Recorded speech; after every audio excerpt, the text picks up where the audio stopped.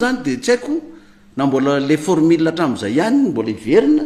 ka hoe mbola vato alatsaka avy any ray de ino tsy maintsy atao fa raha mbola zay no atao de sahirany eo anao mandre mato filoha fanavaozana raha mbola izany no atao fa tokony ianao mihitsy ny manendry hoe tonga ty ity no tendrena de ifanarana amrehetra ty ny mety avitany eo a de ity no tokony apetraka ao de am'izay a ianao no tena tompony andraikitra am'le izy de afaka mibaiko anazy ny premier ministre zay mipetraka hatram'izay ne jereo tsara ny toeran'le premier ministre voalohany indrindra sady tsy afaka manala ministre le premier ministre aloha anankiray satria ny akamaroan'le ministre koa ny président tena nametraka anazy de le premier ministre zany tsy manana pouvoir am'reo le ministre napetraky ny président sareo anaraka an'izay a ny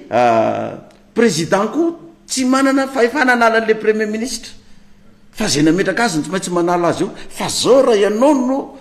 ometraka ny lisy de ianao ihany koa zany afaka manala anazy fa ty zany a tena fahasahina nandravana an'le gouvernement zany hoe tena nanao ankeriny ve zany mpitondra nanala tena fahasahina rehefa nisy disadisa mihitsy zany tany a de nitika zay mety hoe coup d'état institutionnel ve zany de efa nisy disadisa mike fa mazava be reny mivoaka reny tsy hoe korone vo ny teny zenjeda hoe mene 73 heures 72 heures ny fitondrany fanavaozana de miala ny ipetrahan'ny premier ministre fa tsy maintsy miala raha zany de zao za tsy mino hoe tam'zareo ny teny iny a de tamin'iny ny filohan'ny fanavaozana de de mataotra ny zenjedy tsika fa de aloha tonga de asorona tokoa ty fa efa misy zavatra be da be efa hita tao a efa ny vangongo tao a de ny afarany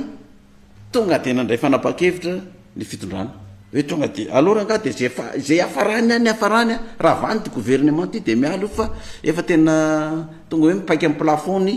fanoherana rehetrarehetra zany zany hoe manomboka amy mahazo vana ve ny fanoherana zany pasteur raha eto Madagasikara am'izao fotoana zao sa